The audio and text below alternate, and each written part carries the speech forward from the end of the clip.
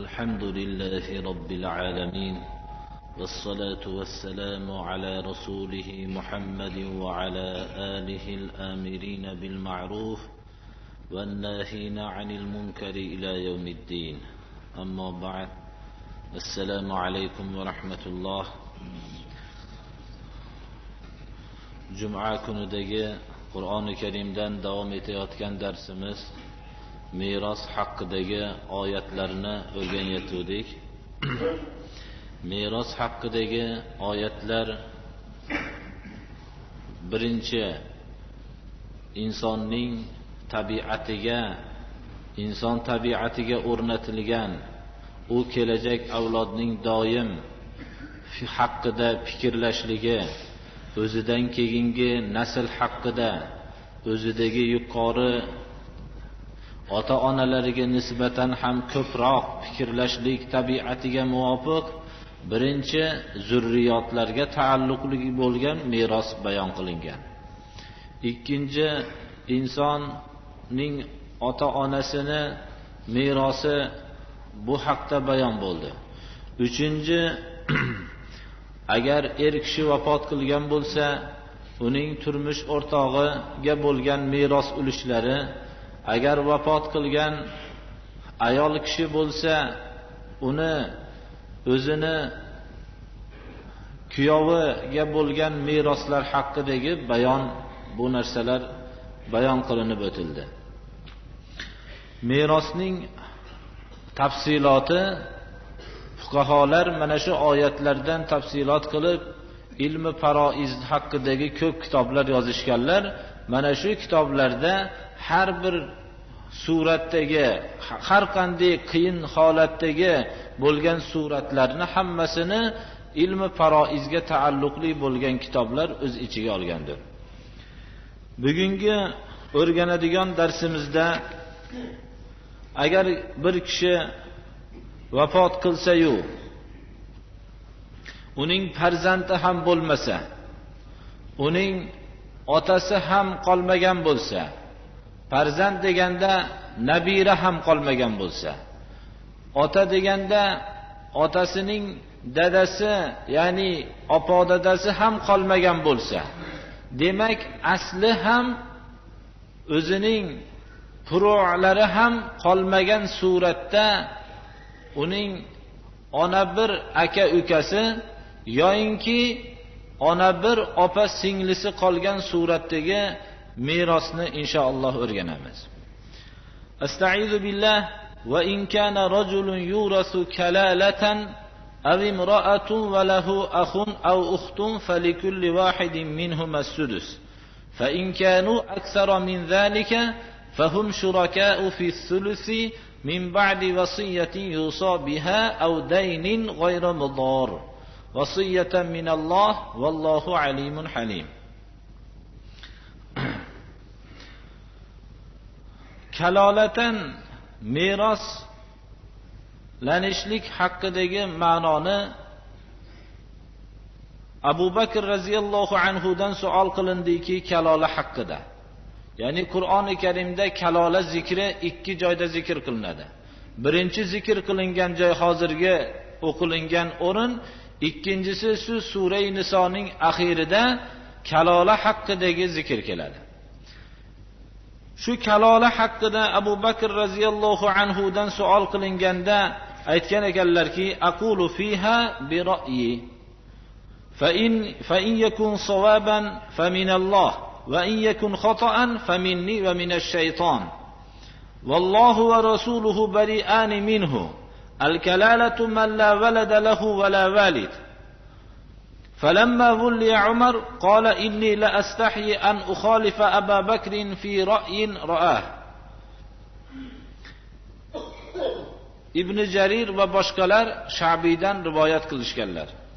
Abu Bakr radhiyallohu anhu dan kalola haqida savol qilinganda aytgan ekanlarki, men kalola haqida Rasululloh sallallohu alayhi va sallamdan biror bir narsa so'rab qolmagan ekanman.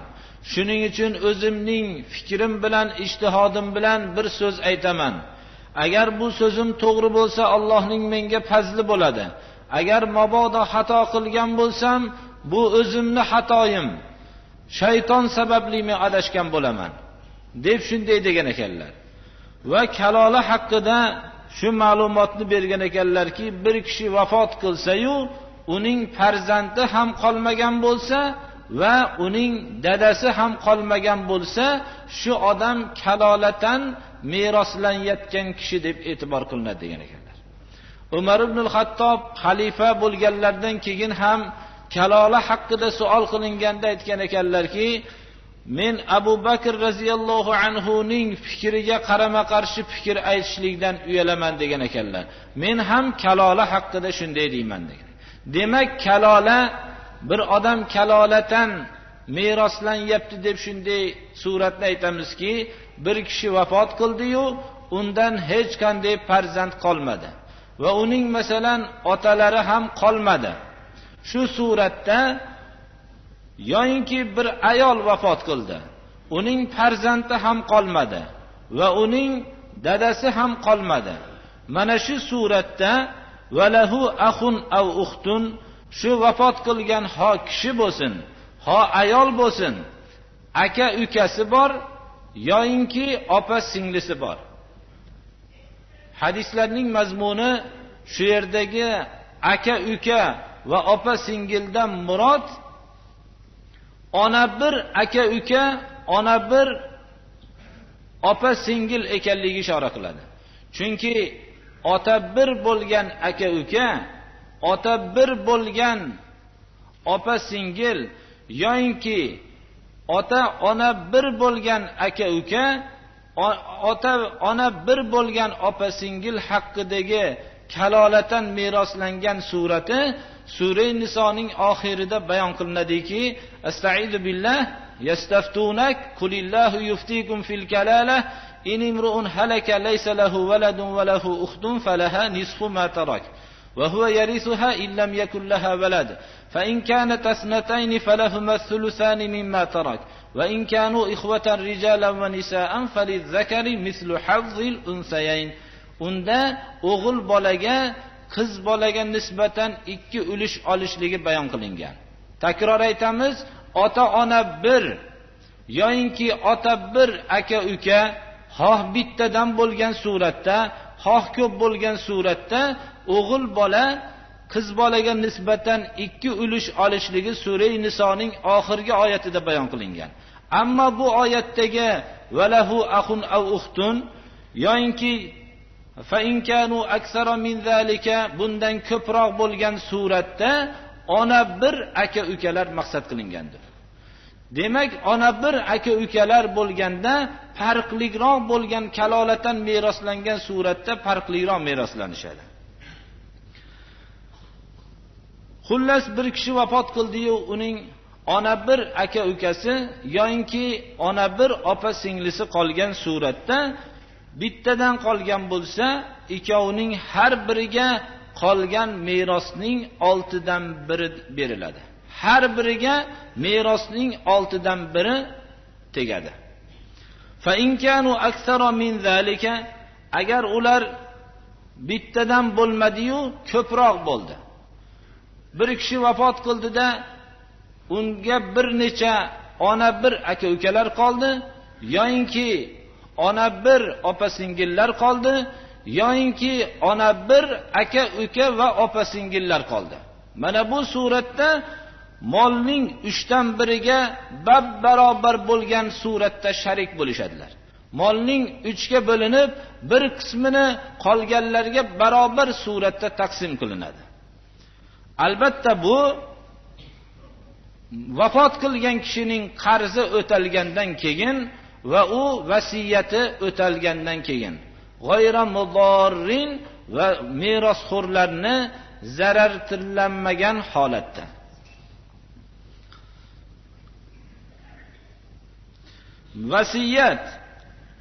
Vasiyat ham merosxo'rlarni zararlantirilmagan holatda vasiyati o'taladi. Vasiyat haqida biz oldingi darsimizda aytdik, vasiyat merosxo'r kishiga qilingan vasiyat botil bo'ladi. Chunki merosan olayotgan kishiga vasiyat berilmaydi. Undan tashqari boshqalarga vasiyat qilingan suratda vasiyatning moldan 3dan 1dan ortig'iga vasiyat yurmaydi. Faqat 3dan 1dan ko'prog'ini aytgan bo'lsa ham 3dan 1ga yurgiziladi vasiyatni. Vasiyatan minalloh. Bu meros haqidagi bo'lgan hukmlar Alloh tarafidan sizlarga vasiyat. Alloh kimga qancha berib, qanday taqsimlarni qilishlikni, qaysi bir kishiga qancha zarurat borligini biluvchi zotdir. Alloh bandalarga halimroqdir. Sizlar Allohning taqsimidan o'zgartirib, men bu avlodimga halimman deb da'vo qilmanglar. Alloh halimroqdir. Undan tashqari bu hukmlar Alloh tarafidan bo'lgan vasiyatdir. Kishi o'zining bir umr otasini hurmat qilmasdan yashagan bo'lsa ham, biror bir vasiyatni qilib qo'ygan bo'lsa, tirikligidan mutlaqo biror xizmatini qilmagan farzand bo'lsa ham vasiyatini ijro qilishlikka, o'tib ketganligidan keyin afsus nadomatlar bilan bu vasiyatni ijro qilishlikka harakat qiladi. U o'zining bu vasiyatni bajarish yo'lidagi har qanday qiyinchilikni ko'taradi. Chunki bizni dadamiz shu narsani vasiyat qilganlar deb. Bu vasiyatlar Alloh subhanahu va taolo tarafidan bo'lgan vasiyat. Inson o'zining dadasini vasiyatini shunchalik ijro qilishlikka harakat qiladigan bo'lsa, Allohning vasiyatini ijro qilinishlik bu zarurroq emasmi? Alloh subhanahu va taolo merosni qanday taqsim qilishlikni o'zi yaratdi insonlarni. O'zi bilimdon zot va ota-onadan ham farzandlarga, qolgan merosxo'rning avlodlariga halimroq zotdir ana.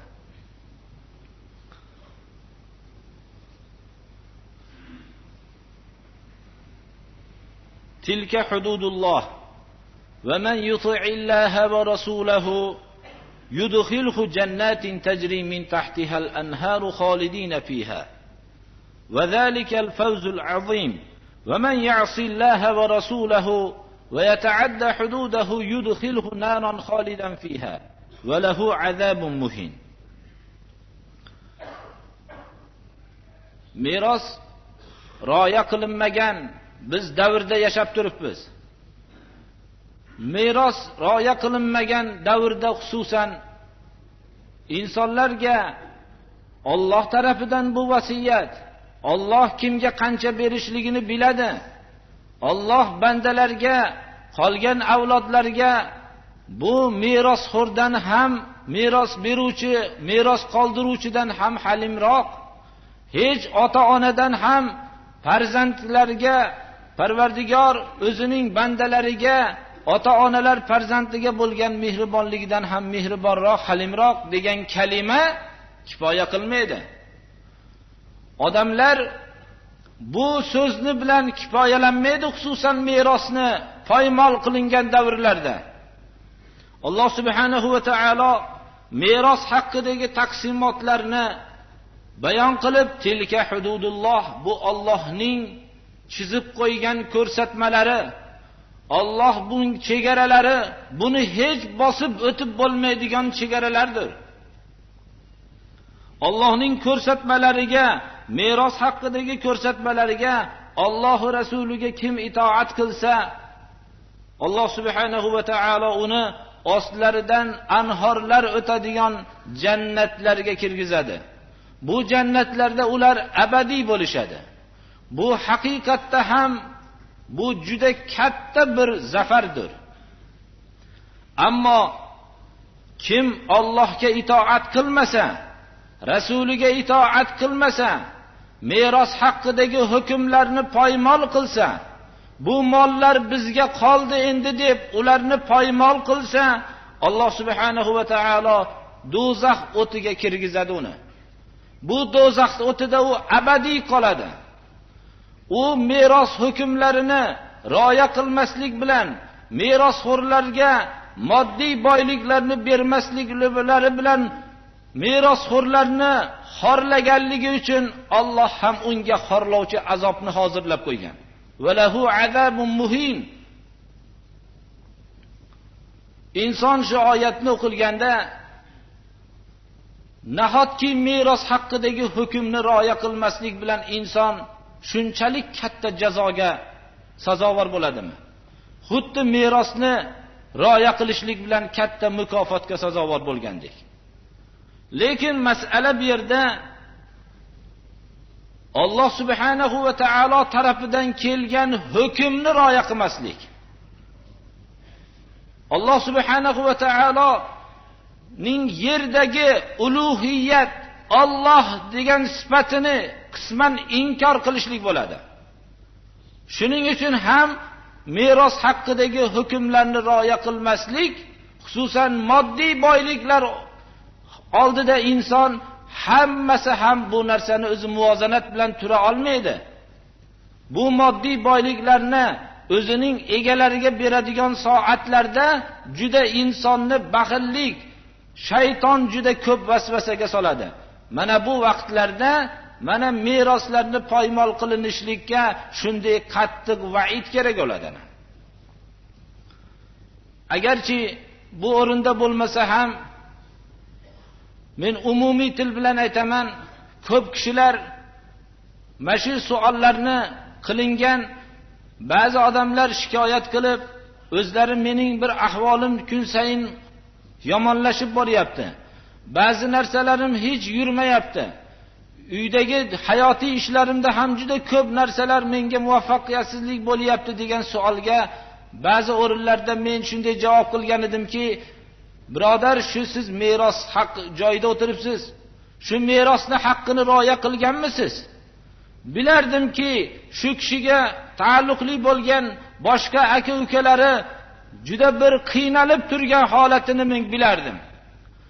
Shu siz meroslarni haqqini rioya qilganingiz yo'q. Siz shu lo'nda o'zingizga qolgan narsani o'zingizga g'animat bilib qoldingiz. Agar shuni tadorikini qilmasangiz, siz bu hayotdagi hozirgi shikoyat qilayotgan narsalaringiz hech narsa emas, balki oxiratda bundan ham qattiqroq azoblar bor. Haqiqatda ham hamma hukmni rioya qilib kelinayotgan bo'lsa ham hozirgi vaqtda meros haqidagi bo'lgan narsalarni rioya qilishlik bizning millatimizda yo'qoldi, birodarlar. Qur'oni Karim mana bu joyda bu Allohning ko'rsatmalari, bu Allohning ko'rsatmalariga kim itoat qilsa, Alloh katta mukofot beradi. Agar bu itoat qilmasa, xorlovchi azobga kirgizadi deb mana va'id qilyapti mana.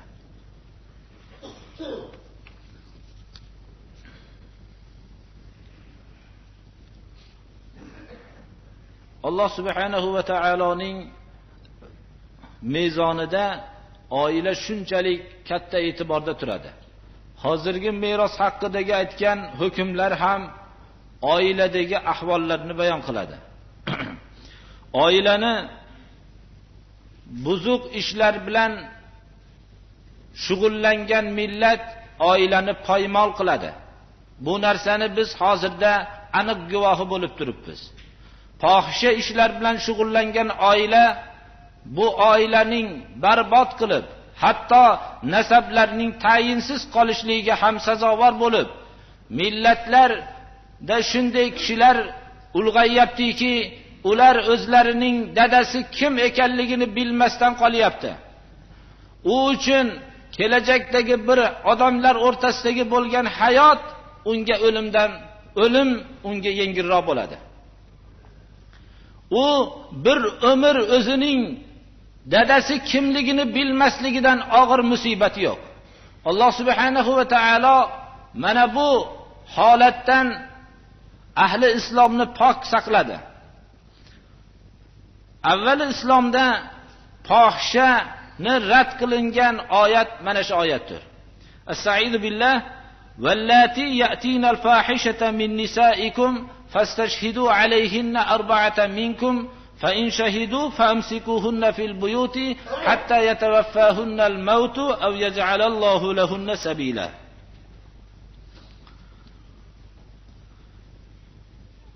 Fohisha ishlarni qilayotgan sizlarning musulmon jamoa ayollaridan fohisha ishlarni qilayotgan ayollar, Qur'oni Karim fohisha ishni qilayotgan musulmon jamoa ayollari deb min nisaikum deb sizlarning ayollaringlar deyishligida bir chuqur bir nuqta borki, sizlar shu fohisha bilan shug'ullanayotgan ayollardan javobgar sizlar degan ma'noni bildiradi.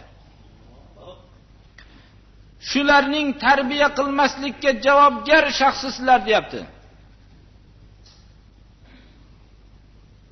Shunday fohisha ishlarni qilgan ayollarga fastashhidu alayhinna arba'atan minkum, sizlar o'zingizlardan bo'lgan, musulmonlardan bo'lgan 4 ta guvohni hozir qilinglar. 4 ta musulmonlardan bo'lgan guvoh fohisha qilganligiga, aniq suratda buzuqlik bilan shug'ullanganligiga hujjat bo'lib guvoh bo'lishsa, fa in shahidu fa amsikuhunna fil buyuti, uni jamiyatga aralashtirishlikdan yo'lini to'singlar. Uni uylarda saqlanglar. Unday nopok ayolni jamiyatga aralashtirmanglar. Nopoklik darajasi shu darajaga chiqqanki, 4 ta musulmon kishining buzuq ishini ko'radigan suratda behayolik martabasiga chiqqan ayol jamiyatga aralashishlikdan mahrum qilinmoqligi kerak. Chunki bu ayol bu jamiyatga tushgan bir maraz, bir moddaki u jamiyatni buzadi. Alloh subhanahu va taolo sizlarning 4 talaringlarni guvoh qilinglar deyapti. Haqiqatda ham 4 ta musulmon kishi uning buzuq ishini ko'radigan darajada behayolik martabasiga chiqqan ayolni jamiyatda aralashishlikdan uni mahrum qilinglar, uylarda saqlanglar. Hatta yatawaffahunnal mautu, hatto o'lim ularga kelguncha. Aw yaj'alallohu lahunna sabila, yo Alloh subhanahu va taolo ularga boshqa bir hukmni joriy qilguncha. Bu narsa shuni ko'rsatadiki, inson fitratiga butun umr bo'yi uydan chiqarilmasdan turilishligi bu asosiy hukm emas, bu tarbiya ekanligiga va keyin Alloh subhanahu va taolo boshqa hukm tushirishligiga ishora bo'lyapti. Haqiqatda ham Alloh subhanahu va taolo boshqa hukm tushirdi. Bu haqda bir ikki rivoyatlar bor. Ubodat ibn Somit radhiyallohu anhu dan kana Rasululloh sallallohu alayhi va sallam idza nazala alayhi al-wahyu athara alayhi va kuriba lidhalika wa taghayyara wajhuhu fa anzala Allahu alayhi azza wa jalla ذات يوم فلما سري عنه قال خذوا عني قد جعل الله لهن سبيلا الثيب بالثيب والبكر بالبكر الثيب جلد 100 ورجم بالحجارة والبكر جلدة 100 ثم نفي سنة.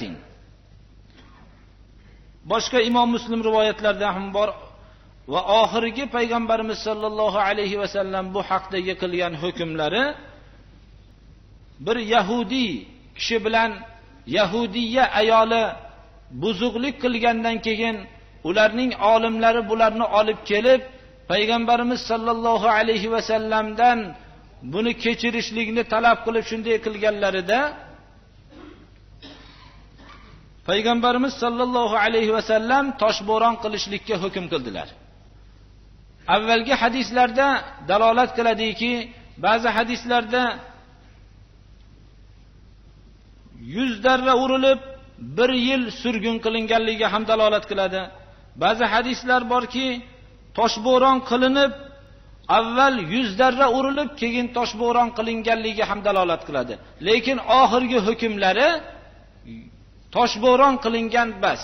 Mana shu hukm shun bilan oxirgi hukm ekanligiga bu dalolat qiladiki, demak turmush qilgan kishi, turmush qilgan ayol, o'zining turmush o'rtog'i bo'lib turib shunday buzuq ishga qo'l urgan ayol toshbo'ron qilib o'ldiriladi islom hukmida. Uning harom bilan lazzatlangan badaniga tosh bilan uriladi. Ammo turmush qilmagan bo'lsa 100 darra unga jazo beriladi. xohlasin bu suratda o'lishligi ham mumkin, o'lmasligi ham mumkin. Lekin turmush qilmasdan buzuq ishga qo'l urgan ayol va erkakka 100 darra uriladi. Shariatning hukmi shudir ana.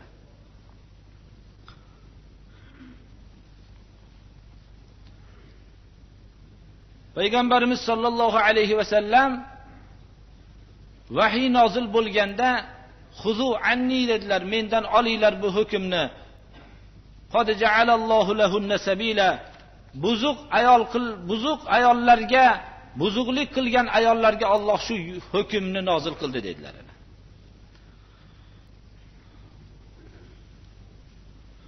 Dunyodagi bu buzuqlikni avvalda dinsiz kishilar shaxsiy erkinlik bu deb xalqlarga tanitishdi.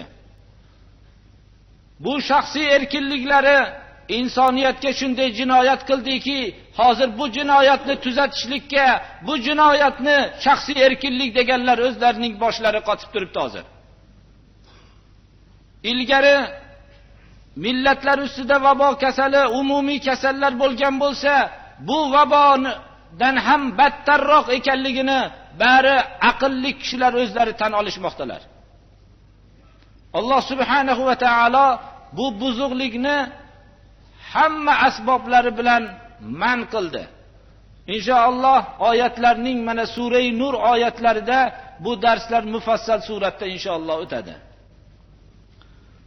Vallazani ya'tiyaniha minkum fa'adhuhuma fa in taba va aslaha fa'ridu anhuma innalloha kana tawwabar rahima. Alloh subhanahu va taolo insonda jinsiy g'arizani yaratdi. Buni o'zining to'g'ri yo'liga yo'llab nikohni halol qildi. Turmush qilishlik Odam alayhissalomdan tortib Alloh subhanahu va taolo nikohni halol qildi. Turmushni faqat nikoh vositasi bilangina shu yo'lni tuzib berdi. Lekin bu fohishani islom harom qildi. Buning jazosini qattiq tayin qildi. Lut alayhissalomning davrigacha Alloh subhanahu va taoloning bandalaridan biror bir Lut alayhissalomning qavmi qilgan gunoh o'tgan emas edi. Astagfiru billah. Innakum la ta'tunal fahishata ma sabaqakum biha min ahadin minal alamin. Lut alayhissalomning xalqi erkaklar o'zaro jinsiy aloqa qilishlik shu Lut alayhissalomning qavmidek vahshiy insonlardagina topildi. Lut alayhissalom bu xalqqa qattiq nasihat qildilar. Sizlar shunday buzuq ishni qilasizlarmi? Bu ishni hech bir olamda biror bir kishi tarafidan sodir bo'lmagan edi. Lekin Lut alayhissalomning nasihatlariga quloq solmadi. Alloh subhanahu va taolo butunlay halok qilib, butunlay yerga yutkizib tashladi. Alloh subhanahu va taolo mana bu oyatda sizlarning ichinglardan erkaklar o'zaro fohisha ishni qilgan kishilar, ularga qattiq azor beringlar. Abdulloh ibn Abbos rivoyatlarida, Said ibn Jubayr va boshqalarning rivoyatlarida so'kish, ayblash, oyoq kiyimlari bilan urish degan ekanlar.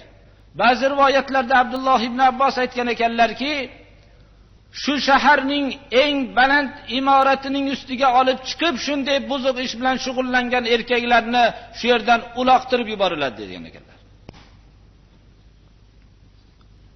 Abdulloh ibn Abbosdan hadisi marfu rivoyat qilinganki, Rasululloh sallallohu alayhi va sallam aytdilarki, "Man ra'aytumuhu ya'malu 'amala qaumi Lutin faqtulul fa'ila wal maf'ula bihi." Lut xalqining qilgan gunohini qilayotgan kishilarni ko'rsanglar, ikkalasini ham qatl qilinglar degan ekanlar. Alloh subhanahu va taolo shunchalik qattiq gunoh qilganlarga ham tavba darvozasini ochib qo'yapti. fa in taba va aslaha fa'ridu anhuma. Agar tavba qilishgan bo'lsa, tavbaning sharti va aslaha o'zlarini o'nglagan bo'lsa, bunday gunohga endi qaytib yurmaydigan bo'lsa, ulardan endi tinimsiz berayotgan ozoringlarni to'xtatinglar. Demak, fa'azuhuma kalimasidan shu ma'lum bo'ladiki, doim ularning urib kaltaylab yurishlikka ishora bo'lyapti. Ulardan yuz o'giringlar. Agar tavba qilib o'zlarini o'nglashgan bo'lsa, yuz o'giringlar. Innalloha kana tawwabar rahima. Alloh tavbani qabul qiluvchi mehribon zotdir.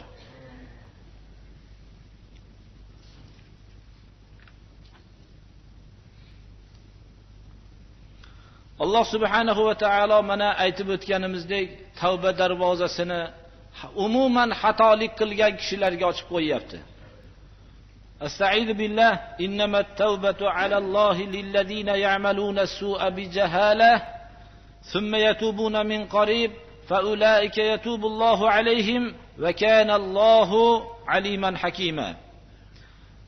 Tavba xato ishlarni bilmasdan qilib qo'ygan kishilarga, keyin tez fursatda tavba qilishib qolgan kishilarga, xato ishlarni bilmasdan qilib, buning shariat tarafidan gunoh ekanligini bilishgandan keyin o'zlarini o'nglab tavba qilishib tezda tavba qilib qolgan kishilarga Alloh subhanahu va taolo tavba darvozasini ochib qo'ydi. Tavba bu kishilarning bir tugalmas Alloh subhanahu va taolo tarafidan bergan juda katta ne'mati. Bu tavbani faqat islomgina kishilarga bera oldi.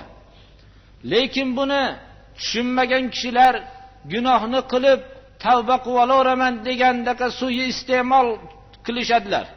Lekin tavba Alloh subhanahu va taolo tarafidan hech qaysi bir millatga berilmagan, faqat islom millatiga berilgan ne'matdir.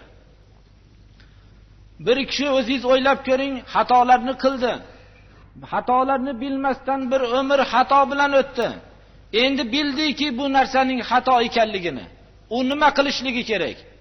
Endi yana komilroq inson bo'lib yashashligi mumkinmi boshqa tuzumlarda?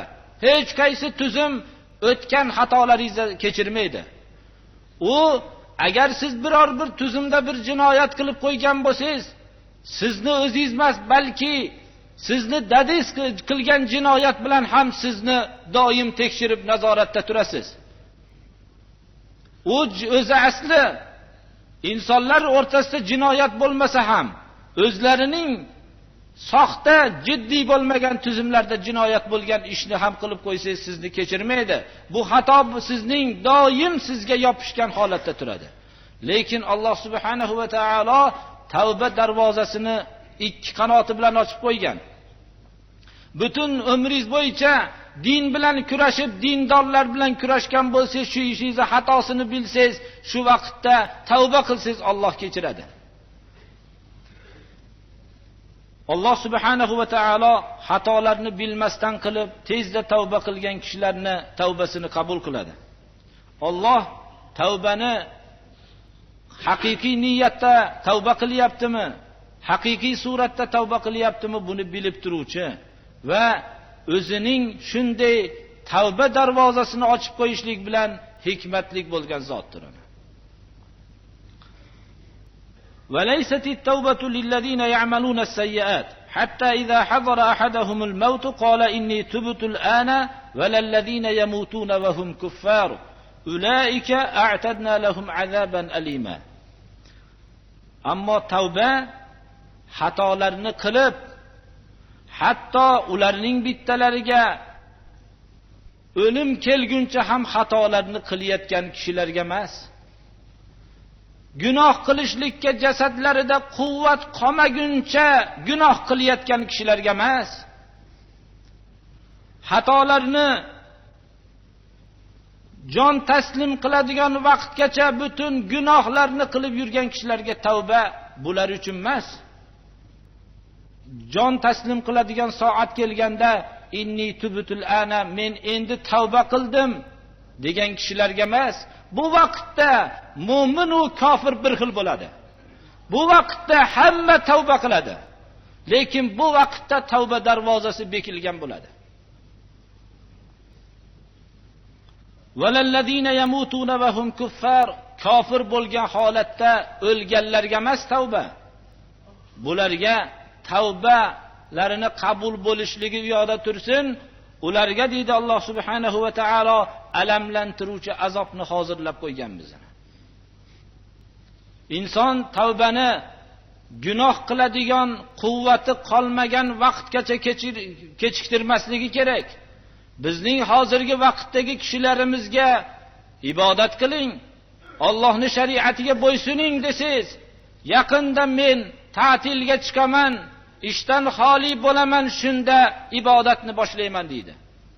U vaqtda gunoh qilishlikka badanimda quvvat qolmaganda keyin o'zimni tiyaman deydi. Unda xohlasa ham gunoh qila olmaydi, xohlamasa ham gunoh qila olmaydi. Mana bu soatlarga borib qolmasdan tavba darvozasi ochiqligida tavba qilib qo'ymoqligimiz kerak. Doim tavba qilib yurmoqligimiz kerak.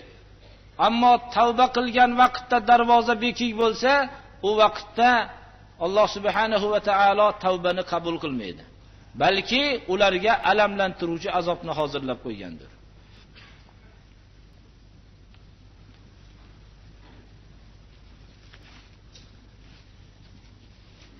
Ba'zi bir kishilar bir savol beribdilar. Hozirgi vaqtda taloqni birovga ahamiyati qolmadi. Ko'p odamlar taloqni bilmay qoldi. Bu yil masalan Aydi Qurbonda Hajji akbar bo'pti. 3 taloqlarga yo'l bo'ladi deb eshitgan edik. Shuni deyishyapti, shu to'g'rimi deb. Birodarlar, bu shariati islomiyga komil bo'lgan. Bunga birov qo'sha olmaydi. 3 taloqqa bizning shariati islomiyada misol bir 3 taloq bo'lgandan keyin ruxsat berilmagan. Tamam, bu vaqtda una qoladi, buna qoladi degan gaplar nima qilinmasin. Undan tashqari yoshlarni taloqqa e'tibor bermay qo'yganliklariga bunga islom emas. Hozirgi vaqtda islomni hayotdan surib tashlagan, mutlaqo islom tarbiyasini ko'rmagan yoshlar tarafidan bo'lyapti. U ba'zi musulmonlarda ham bo'lyapti degan narsa, ular musulmon bo'lganlari bilan islom tarbiyasini qayerda ko'rishganlar? Qaysi madrasada ko'rishganlar? Islom tarbiyasini ko'rmagan yoshlardan sodir bo'lyapti. Shuning uchun mana taloq haqidagi oyatlarni biz mufassal bayon qilganmiz mana. Bunda tahorat ketmaydi. Alloh subhanahu va taolo hammamizga duo talab qildilar bir ikkitalari. Alloh taolo hammalarini ham haq yo'lga hidoyat qilsin. Alloh subhanahu va taolo bizning millatimizni ham islom haqiqatlarini bildirishligini Alloh nasib qilsin, bilishlarini. اهدنا الصراط المستقيم صراط الذين أنعمت عليهم غير المغضوب عليهم ولا الضالين. الله سبحانه وتعالى xalqlarning hidoyatiga Alloh taolo sabab qilsin.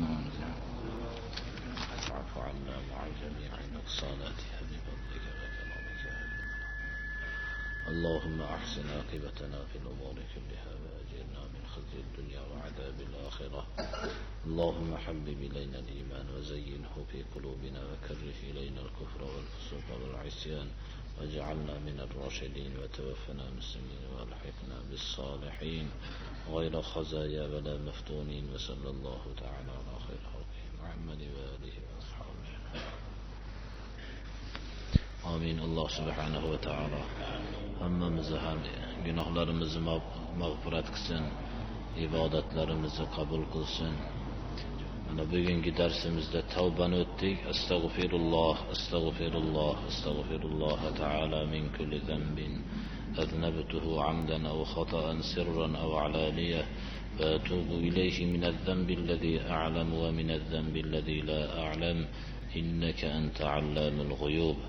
Alloh subhanahu va taolo mehmonlarimizning qadamlariga Alloh taolo hasanotlar bersin. Hamma din xizmatini qilayotgan kishilarning ishiga Alloh rivoj bersin.